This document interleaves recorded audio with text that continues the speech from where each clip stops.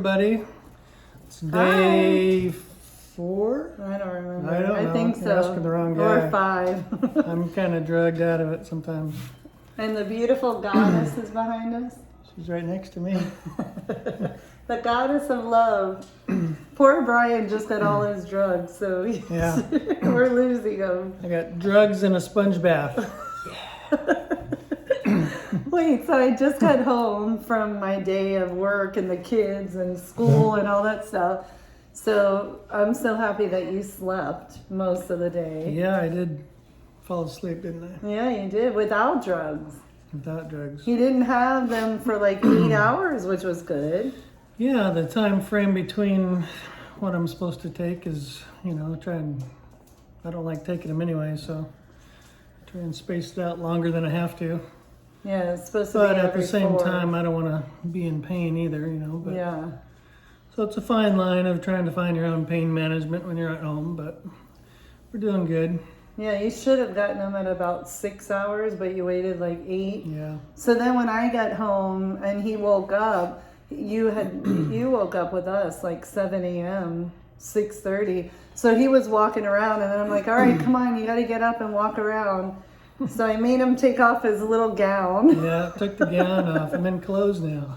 Yeah, because it is true. It's a psychological way of thinking that even though the gown was so comfortable, that when you take off the gown and you don't think of the hospital anymore and you're in your clothes, it psychologically makes you feel better. It's true, yeah. My voice is still scratchy and kind of low probably for everybody here Yeah. from having the tube in my mouth, but But then he had a great sponge bath. You like that sponge bath? He's like, this I need to have every day. That was cute, right? No, let me tell you all, he is doing amazing. Like, you're surprising me. I knew that you would heal quickly, but you're like doing really amazing. yeah, well, I'm a fast healer like you. Yeah, but he's also being smart, so don't worry, anyone. Being smart. You can kind of see the top of this brace. This Yeah. is the hard one I have on for whenever I'm walking around, Gotta come down the stairs. We're downstairs now in the kitchen, so I got There the you hard go. brace on and that soft one underneath. So Yeah, I'm lots of following the support. doctor's orders. Yes. Doing good. All right, so was it last night that we were cracking up and I Yeah. was hysterical, crying? She started making me laugh again. I was like, stop. Oh my God, I was laughing so hard. Okay, so let me tell you the first story. Brian, I dropped him off at 6 a.m., 5:30. And yeah, okay, 6 a.m. I said goodbye, gave him a kiss, didn't get to see him, didn't get to talk to him. The last time we text was like 9 o'clock. Then I'm waiting for 5 hours to hear from any doctor. We both slept like 4 hours that night, probably. So I was out of my mind until I could at least talk to the doctor, knowing that he's okay. So the doctor called me at 2:30, 15 minutes after he finished. And I was like, yes, I'm getting in my car, driving an hour to go see him, thinking I'd see him by like 3:30, 4 o'clock. And he said, no, that you have to be in recovery for 3 to 4 hours.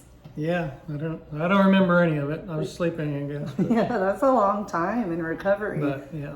So by the time I got to Brian, it was 7 o'clock at night, almost. 7 o'clock, yeah. So it was like 13 hours, no sleep. And for those of you who know me, I'm laser focused like a horse with the blinders on. So I parked the car and little did I know I left the keys in my car. I didn't find that out till the next day. Luckily I didn't get locked out.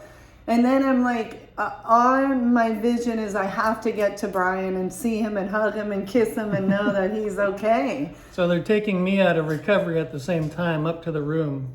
Yeah, And right. she's coming into the hospital. Yeah, so there was a problem getting in and they brought me through 3 different entrances and all these patients are going by me and we all have the mask and they're like lying mainly on a bed, those beds that are the portable Oh beds. yeah, you went in through the emergency. Yeah, So so I'm there's- seeing yeah. all these people and people crying and I'm like, oh my God, let me just get to my man here. So now I'm power walking like super fast. And I have to walk so far, 3 different buildings.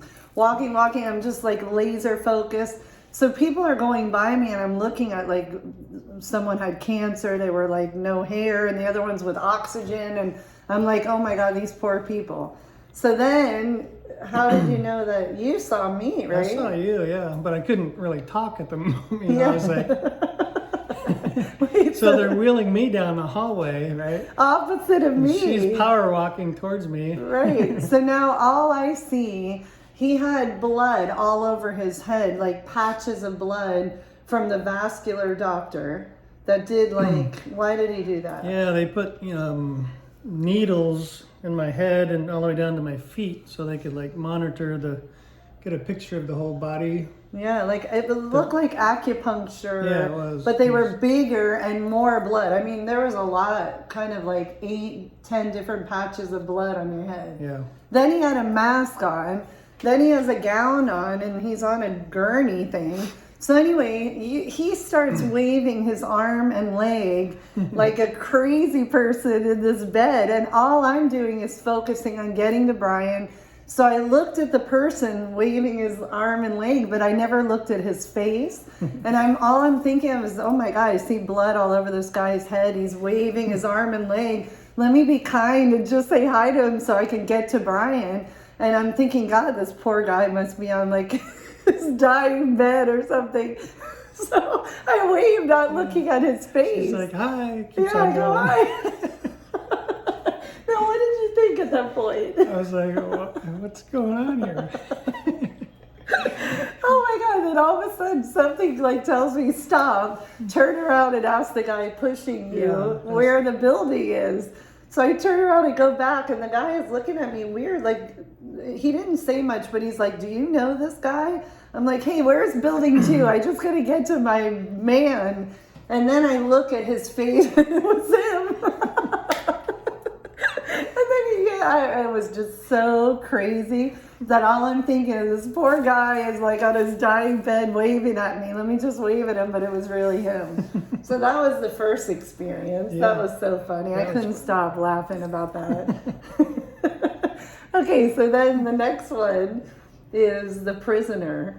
Oh yeah, we're in the VIP wing of the hospital, right?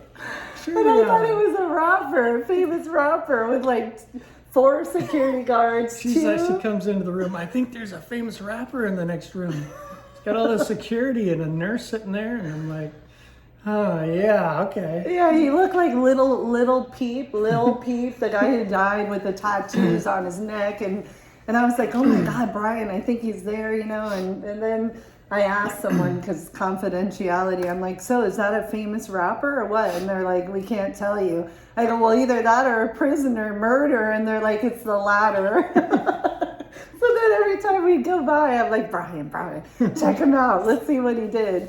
Then there was a guy with a colon problem. Yeah, he was right next door too, stinking up the hallway. So. Like, I thought somebody, literally, I brought in the head nurse. I'm like, I really think somebody pooped on the floor and someone missed it. Because she's like, no, the guy next door, poor guy, I felt bad. Yeah, that's horrible. But it was like bad. So then, okay, then this was not even funny, but it's funny. So you tell the story of the recliner chair. Oh Lord. So I'm in the regular hospital bed, you know, and it's not very comfortable to begin with. So there's the recliner chair and a couch in the room. So we're like, okay, let me try to get up and I'll sit in the recliner chair and kind of lean back and that and see Wait, how are it the goes. drugs hitting you? Yeah, they're. Okay, you want me to tell the story? He didn't have drugs for like 8 hours and I just gave him 4 Yeah, I different can't things talk. like I'm starting 20 to drool. minutes ago. No, if it doesn't affect him, there's I know you're a horse, but no. Okay, so you want me to tell the recliner story? So no, I have this brace on. It was Yeah. after the PT people. Yeah, the first, so this Yeah. was 24 hours after his surgery. Yeah. So the PT guys came in, they put this on me, Right, and they left. And right. I was sitting in the chair on the edge of it, And I'm like, okay, let's recline it back a little bit, you know. Now, and wait, I had been on the recliner chair for 24 hours, and you pull the thing, you put your feet up, and then you push back and you lie down, and everything was fine with me. So, yeah, go ahead. So I lean back, you know, and she starts leaning it back, and And luckily then put your feet up. I put my feet up first, and she's behind me, luckily, and there's no like brake on the thing. It just flops back. Well, yeah, but I wasn't behind you at that point. So it goes all the way back, and then it keeps going back, bending back the other way, right? So my head's like on the ground. I'm like, help me! Wait, so I put him on a recliner chair, his feet are up, he's back, and everything was fine. And I walk around to get you water, and you were on that So other the chair's like, drug. Yeah, sitting back. that strong one that they put in your IV, the what's it called? The hydromorphone stuff. It's like 8 times Dilaudid. So he's like pretty wasted, and I'm like, put him back, go get him water, and all of a sudden he keeps going back and back and back to where his feet were up, his head was down, and this is all I hear, help me! It's not even funny, but at the time we were not laughing, but now when we think about it, oh my God, it's the craziest thing. But luckily I went behind you and put the chair on my legs. Yeah. And my back was killing me from sleeping on that damn thing. Then you have strong legs. Oh, thank God. And then we got him up, and then he's like, listen, but even though you were drugged, you were still very coherent. He's like, look, put the chair against the wall. Like, I need to make sure that I don't fall backwards. Poor thing. Oh my God, that was crazy. Good times in the hospital. Yeah, then the Bryan Adams song that we briefly told. Yeah, That was funny. that was funny. We're walking down the hall and everyone's looking at us and they're playing Bryan Adams songs as we're walking down the hall. That was hilarious too. Bella's getting all crazy. And there's on us. always, there's always at least one person on a hospital visit that is not quite as nice as the other people. Yeah. Oh, the Right? nurse. So there was one nurse that was very abrupt and harsh about things. Everything. Not nice at all. And so my dear Queen Lisa here had to like set him straight. That was funny to me. I couldn't take it anymore. Sitting there drugged, just watching her like.